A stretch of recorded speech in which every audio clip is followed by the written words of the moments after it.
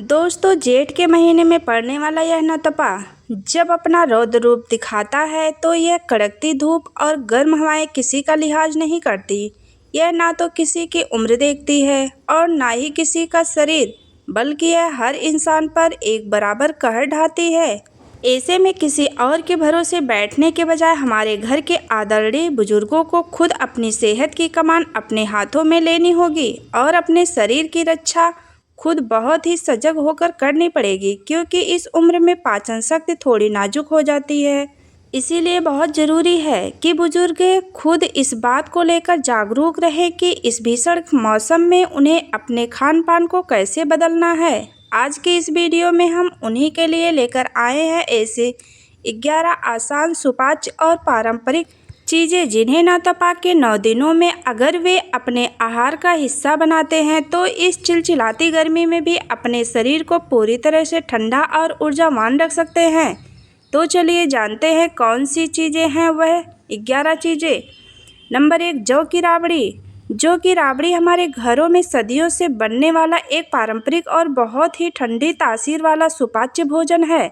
जिन्हें सुबह के नाश्ते में या फिर दोपहर के भोजन के समय खाना सबसे ज़्यादा फायदेमंद माना जाता है। इसे बनाने के लिए सबसे पहले जौ के आटे को ताज़ी और बिना खट्टी छाछ या मट्ठे में अच्छी तरह से घोल लिया जाता है ताकि उसमें कोई गांठ ना रहे, और फिर इस घोल को किसी मिट्टी के बर्तन या कढ़ाई में धीमी आंच पर लगातार चलाते हुए तब तक पकाया जाता है जब तक कि यह गाढ़ा और अच्छे से पक ना जाए। पकने के बाद इसे पूरी तरह से ठंडा होने के लिए रख दिया जाता है, और जब यह ठंडी हो जाए तो उसमें थोड़ा मटके का पानी, भुना हुआ जीरा पाउडर और स्वाद अनुसार हल्का सा नमक मिलाकर बुजुर्गों को परोसा जाता है, जो चिलचिलाती गर्मी में उनके पेट को बहुत ही राहत देती है और शरीर का तापमान संतुलित रखती है। नंबर 2, भीगी हुई किशमिश या मुनक्का। नौतपा की तेज धूप के कारण बुजुर्गों को होने वाली शारीरिक कमजोरी और चक्कर आने जैसी समस्याओं को रोकने के लिए रोज रात को सोने से पहले एक साफ बर्तन में आधा गिलास पानी लेकर उसमें 8 से 10 किशमिश या फिर 4 से 5 मुनक्का डालकर ढक देने चाहिए,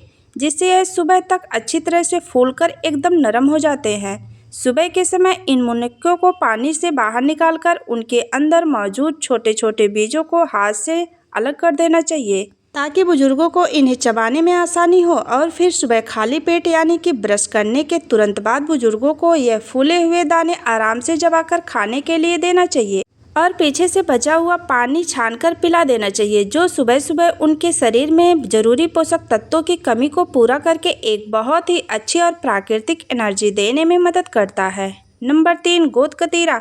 गोंद कतीरा को गर्मियों का एक बेहतरीन तोहफा माना जाता है, क्योंकि इसकी तासीर प्राकृतिक रूप से बहुत ज़्यादा ठंडी होती है और इसे सुबह नाश्ते के साथ या फिर दोपहर के तेज धूप शुरू होने से पहले यानी कि करीब 11 बजे के आसपास बुजुर्गों को देना सबसे सही रहता है। देखने में यह छोटे और सख्त पत्थरों जैसा होता है, इसलिए इसका सिर्फ एक छोटा चम्मच टुकड़ा लेकर एक गिलास साफ पानी में रात भर के लिए भिगोकर छोड़ दिया जाता है, जिससे सुबह तक यह सारा पानी सोखकर बिल्कुल बर्फ के चूरे या जेली की तरह फूलकर तैयार हो जाता है।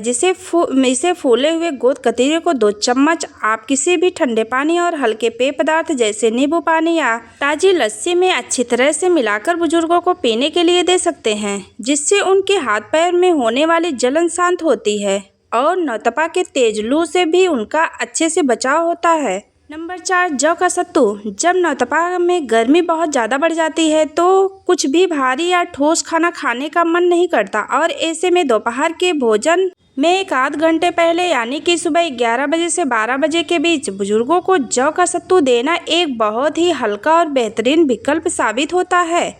इसका शरबत बनाने के लिए 1 गिलास समान तापमान वाले या मटके के पानी में 2 बड़े चम्मच जौ का सत्तू डाला जाता है, और फिर उसी में आधा छोटा चम्मच भुना हुआ जीरा पाउडर, स्वाद अनुसार थोड़ा सा काला नमक और 2-4 पुदीने की पत्तियों को हाथ से तोड़कर डाल दिया जाता है। इसके बाद चम्मच की मदद से इसे पूरे मिश्रण को अच्छी तरह मिलाया जाता है, ताकि सत्तू पानी में पूरी तरह से घुल जाए और कोई गुठली ना बचे, जिससे यह एक बहुत ही पतला और सुपाच्य ड्रिंक बन जाता है, जिससे बुजुर्ग आसानी से घुट घुट करके पी सकते हैं और यह उनके शरीर में सूखापन नहीं आने देता है। नंबर 5, बेल का शरबत। गर्मियों के मौसम में आने वाले बेल या फल बुजुर्गों के पेट और आंतों की सेहत दुरुस्त करने के लिए बहुत ही उत्तम माना जाता है, जिससे दोपहर के समय यानी लंच के करीब 1 घंटे बाद या फिर शाम को 3 बजे से 4 बजे के बीच में देना सबसे ज़्यादा फायदेमंद रहता है। इसे तैयार करने के लिए सबसे पहले पके हुए बेल के फल को बीज से तोड़कर चम्मच की मदद से उसका सारा गूदा या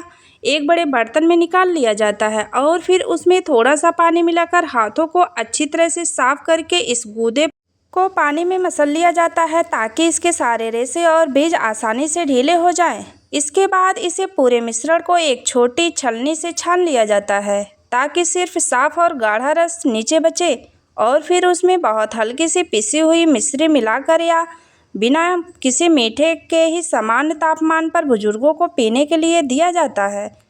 नंबर 6, उबले हुए स्प्राउट्स। अंकुरित अनाज। बुजुर्गों के शरीर को ताकत देने के लिए अंकुरित अनाज एक बहुत ही अच्छा जरिया है,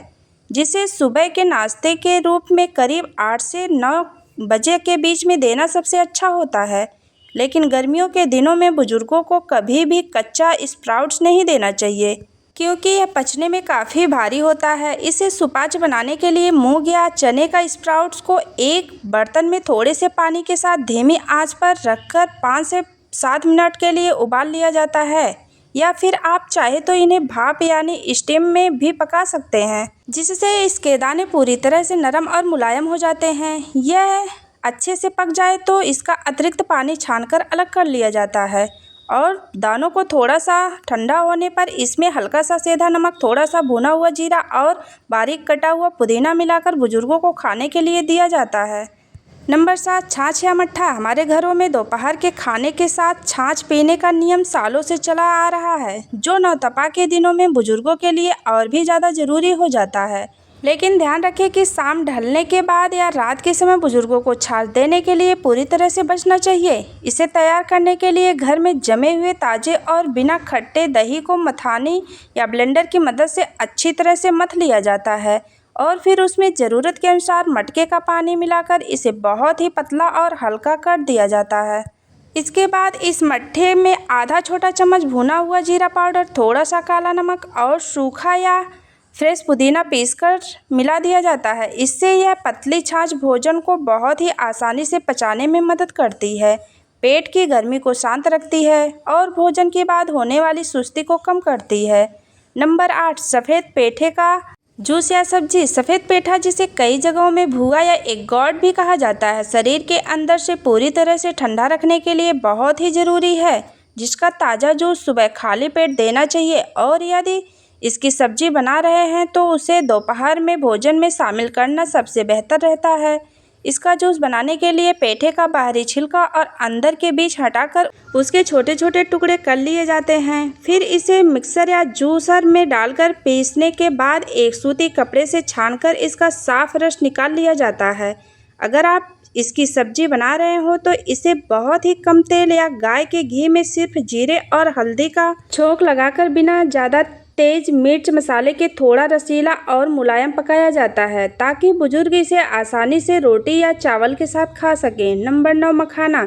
शाम की हल्की भूख के समय यानी चाय के वक्त करीब 5 से 6 बजे तक के बीच बुजुर्गों को चाय, बिस्किट या तली हुई चीज़ें देने के बजाय मखाने देना एक बहुत ही सेहतमंद, हल्का और ताकतवर विकल्प होता है, जो उनको रात के भोजन से पहले पेट को हल्का रखता है। इसे तैयार करने के लिए एक सूखी कढ़ाई को गैस पर हल्का गर्म करके उसमें मखाने को डाल दिया जाता है और बिना तेल या घी, या फिर बहुत ज़रूरत महसूस हो तो सिर्फ 2 बूंद गाय का देसी घी डालकर मखाने को धीमी आंच पर 4 से 5 मिनट के लिए अच्छे से भूना जाता है। जब मखाने हाथ से दबाने पर आसानी से टूटने लगे और क्रिस्पी हो जाए तो गैस बंद करके ऊपर से एक चुटकी सेंधा नमक छिड़क कर बुजुर्गों को चबाने के लिए दिया जाता है, क्योंकि वह मखाने बहुत हल्के होते हैं और चबाने में बेहद ही आसान होते हैं। नंबर 10, नींबू पानी। नौतपा की भीषण गर्मी में शरीर के पसीने के रूप में बहुत सारा पानी और ज़रूरी साल्ट बाहर निकल जाते हैं, जिससे बुजुर्गों को अचानक थकान होने लगती है और इस कमी को पूरा करने के लिए दोपहर के समय करीब 1 से 3 बजे के बीच उन्हें नींबू पानी देना सबसे सही होता है। इसे बनाने के लिए 1 गिलास मटके के पानी में आधा नींबू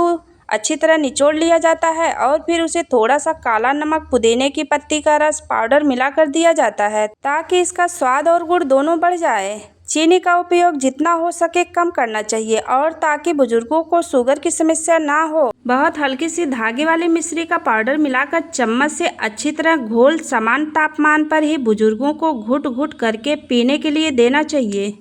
11 दूध के साथ गुलकंद दिन भर की तेज गर्मी और तपिश के बाद रात को बुजुर्गों को शांत और आरामदायक नींद आना उसकी सेहत के लिए बेहद ज़रूरी होता है, जिसके लिए रात को सोने से ठीक आधा घंटे पहले उन्हें दूध के साथ गुलकंद देना सबसे ज़्यादा असरदार माना जाता है। इसे तैयार करने के लिए सबसे पहले 1 गिलास दूध को अच्छी तरह से उबाल लिया जाता है और फिर उसे थोड़ी देर रखकर सामान्य या हल्का गुनगुना होने दिया जाता है, क्योंकि ज़्यादा गर्म दूध देने से पेट में गर्मी बढ़ जाती है। इसे हल्के गुनगुने में 1 बड़ा चम्मच साफ और अच्छी क्वालिटी का गुलकंद डालकर चम्मच से अच्छी तरह से मिला लिया जाता है। क्योंकि गुलकंद गुलाब की पंखुड़ियों और मिश्री से बनता है, इसलिए इस दूध में चीनी मिलाने की आवश्यकता नहीं पड़ती है और यह रात भर शरीर को अच्छी ठंडक देता है। तो दोस्तों, उम्मीद करते हैं आज की यह जानकारी आपको पसंद आई होगी। अगर वीडियो अच्छी लगी हो तो एक छोटा सा लाइक और शेयर जरूर करें। ऐसे ही जानकारी के लिए हमारे चैनल को सब्सक्राइब करना ना भूलें और कमेंट में राधे राधे जरूर लिखें। धन्यवाद। राम राम।